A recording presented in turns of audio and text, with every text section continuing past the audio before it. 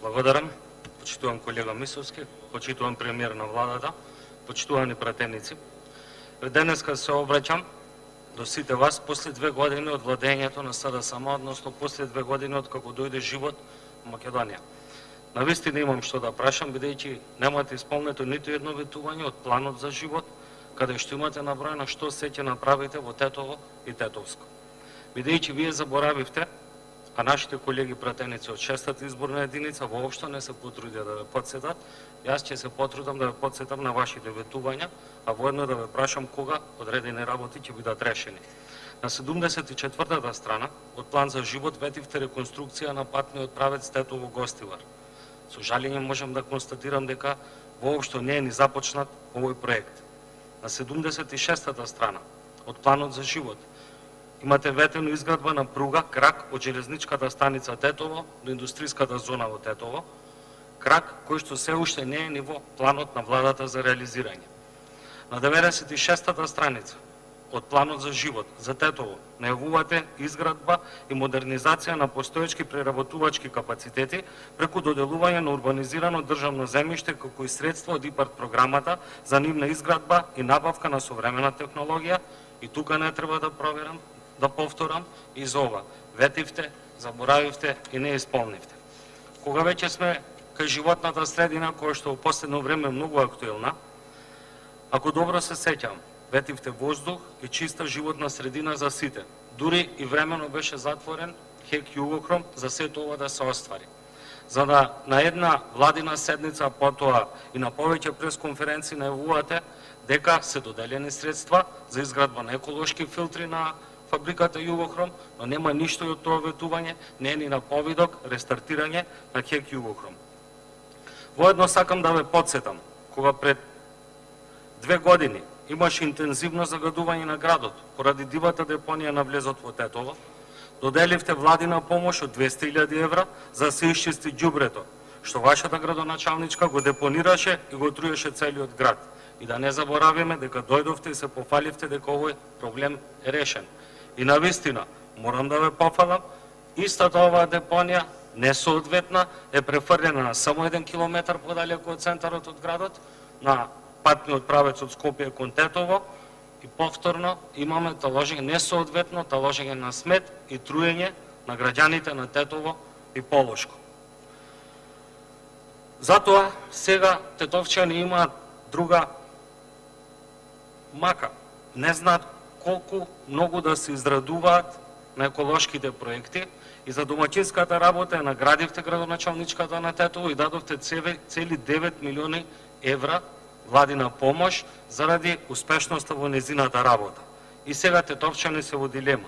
Дали да се радуваат на нови еколошки дрва, бидејќи старите што ги засади пред 1 година се загадени од чистиот воздух, па сега со владината донација има сосема доволно пари реално да поработи на екологијата во Тетово. Се разбира во конотација на слоганот по едно ново еколошко дрво за секој тетовчанец до исцрпување и на средствата и на дрвата.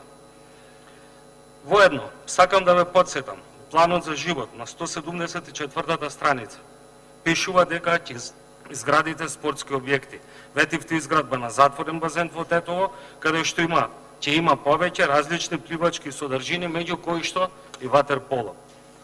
Сакам да ви известам дека оваа инвестиција се реализира и нормално сега имам проблем во Тетово, затворениот базен нема ни трибини, па затоа ни помалку ни повеќе директен пренос од ватерполо утакмиците идат не на било која телевизија, него на нашата национална телевизија. Значи нема ни на повидок не е решавање на ова предизборно ветување кое што го дадовте пред нашите граѓани. Но да заокружам, имам 3 конкретни прашања. Едното прашање е до министерот за здравство. Во екот на актуелни епидемии од најразлични болести, поготово од морбили и сезонски грип, во повеќе наврати укажав дека во Тетово има одреден број на вакцини, 5-валентни, 6-валентни вакцини и вакцината полио, која што не се аплицира кај децата. Тој проблем е веќе 4 месеца и сакам да поставам прашање, дали некој ќе сноси одговорност за оваа цела голема група на деца што не се вакцинирани и која е причината што не се вакцинираат. Дали е недостатокот на вакцини или Тетово како регион е одбран да нема баш такви вакцини. Тоа е прашање до министерот за здравство. До министерот, заменик министерот за образование, господинот Петар Атанасов. Во вашата програма План за живот ветивте изградба на повеќе училишта во Македонија, меѓу кои што до изградба и реконструкција на гимназијата Кирил Печиновиќ во Тетово. Соодветно на тоа, имавте и повеќе пресконференции, меѓу кои што и председателот на општинската организација на СДСМ Тетово, заменик министерот за образование, дека веќе ќе се започне со изградба и реконструкција на постојната гимназија Кирил Печиновиќ. Ако се стремиме кон интеграција и кон подеднакви можности за сите, требаше ова ветување до сега да биде исполнето, а не да се соочуваме со ситуација каде што председателот на општинската, заменикот министер најавуваат дека има обезбедено средства, директорот на гимназијата и градоначалникот излегуваат и демонтираат. Кога конечно ќе се реши проблемот со доизградбата на гимназијата Кирил Печиновиќ во Тетово? Тоа е моето второ прашање. И моето трето прашање е до министерот за внатрешни работи.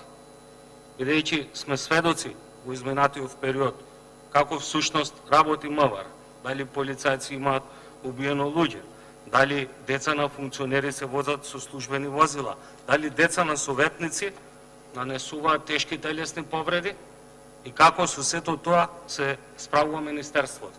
Но настрана сето тоа, би сакал да прашам од аспект на професионализацијата на МВР и воедно редовната контрола на кадарот кој што работа во СВР Тетово.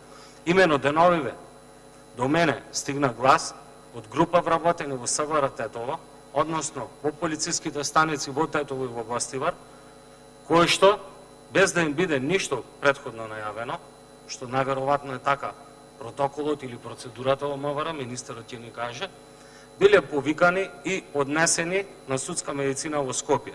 При тоа им биле одземени службените оружја, значките и биле наводно тестирани за присуство на наркотични дроги. Сега, моето прашање до министерот за внатрешни работи е следно. Дали и по кој критериум се избирани припадниците на МВР на кој што е правено ова тестирање, бидејќи имаме индиции дека се повеќето полицајци кои што не се блиски на актуелната власт, без разлика дали се македонци или албанци или од други националности вработените во МВР. Благодарам.